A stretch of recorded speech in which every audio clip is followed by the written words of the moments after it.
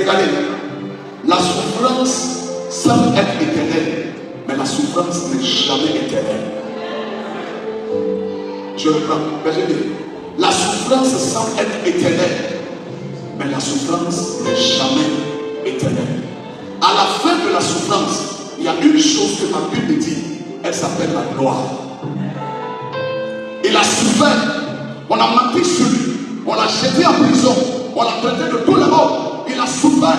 Mais maintenant, celui qui était arrêté, qui a passé des heures, des mois, des années arrêté, maintenant, il n'est plus arrêté, mais maintenant il est assis à la cour des grands et traité maintenant avec les grands. Maintenant, regardez, les comploteurs, la traîtrise de ses frères, leur père le dit. J'ai appris qu'il y a de la nourriture en Égypte. Allez-y en Égypte, cherchez à manger.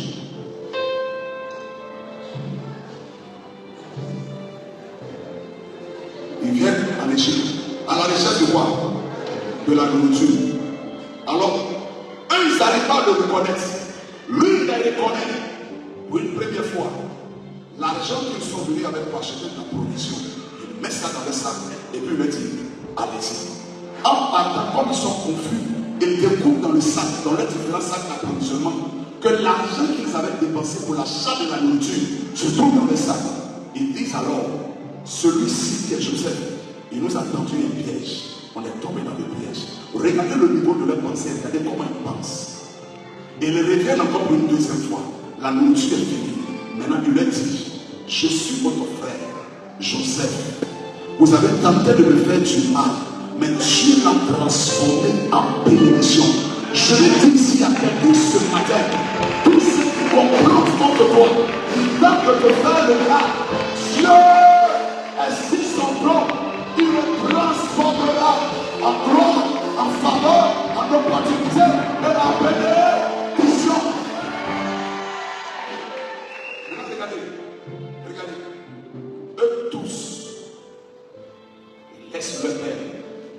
Et plutôt leur frère dit, maintenant que vous avez su que c'est moi, est-ce que notre père vit-il encore?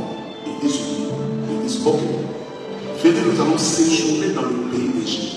Maintenant eux tous vont se ramasser. Venez, n'ayez pas honte. N'ayez pas honte. Venez. Tu ne vas pas nos pieds. Tu ne vas pas nos pieds. Mais voyez donc, Esaïe, qui ne s'est pas conformé à la parole de Dieu, il n'est pas rentré dans cette promesse. Et c'est pourquoi bon nombre de chrétiens passent à côté de leur grâce. Parce que la vie chrétienne se repose sur les règles. La climatisation que nous avons ici et que maintenant la salle est climatisée, il y a des règles. S'il n'y a pas d'électricité, il n'y aura pas de la climatisation. Le principe, il est assez simple comme un bonjour. Le chemin, il est assez simple. Alors regardez, Esaïe qui était l'aîné d'Isaac, il ne s'est pas aligné à la parole de Dieu. Il est resté. Jacob, voici ses enfants. Maintenant, qu'est-ce qui va se passer? Jacob est là, avec ses enfants. Il vient de le voir. Celui-ci qu'ils avaient comploté, ils avaient trahi. Ils viennent maintenant manger dans ses mains. Alléluia. Alléluia. Est-ce que tu as suivi le chemin? Nous sommes partis de lui, qui est Abraham, qui a engendré Isaac. Isaac à son tour a engendré Jacob et Esaïe. Jacob et Esaïe. Jacob étant ici, voici les 12 enfants de Jacob qui sont maintenant devenus une nation qu'on appelle Israël. Il dit, tu as combattu avec Dieu et tu as combattu avec les hommes. Tu as été trouvé quoi? Plus que vainqueur. Ton nom ne sera plus Jacob, mais maintenant ton nom sera quoi? Israël. Dieu veut changer le nom de quelqu'un ici. Tu ne resteras pas dans ce palier. Je change ton histoire. Donc à cause de lui, tous ceux qui rentrent dans la grâce, ils sont libres. Séjournent en Égypte. Ils connaissaient ce pharaon. Ce pharaon n'est plus. Un autre pharaon arrive et un autre pharaon arrive. Les deux pharaons qui ont précédé le premier pharaon ne connaissaient pas Joseph, n'avaient pas de traité avec Joseph. Maintenant, quand il arrive, il dit vous n'êtes pas les bienvenus. Vous êtes maintenant des esclaves. On va doubler les travaux champêtres. Vous allez travailler dessus. Vous allez souffrir. Et suite des générations, pendant près de 400 ans, ils étaient en esclave. Ils étaient dans l'esclavage. Et puis un jour arrive. Dieu suscite un homme. Dieu appelle un homme. C'est pas gentil. Votre affaire de votre vie chrétienne, vous pensez seulement de à vous. Arrêtez ça.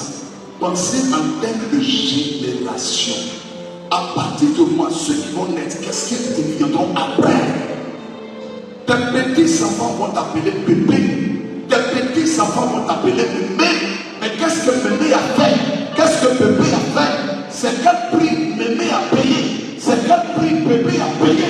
Pour que eux aussi puissent dire, Dieu est dans notre famille. Il est en train de nous visiter.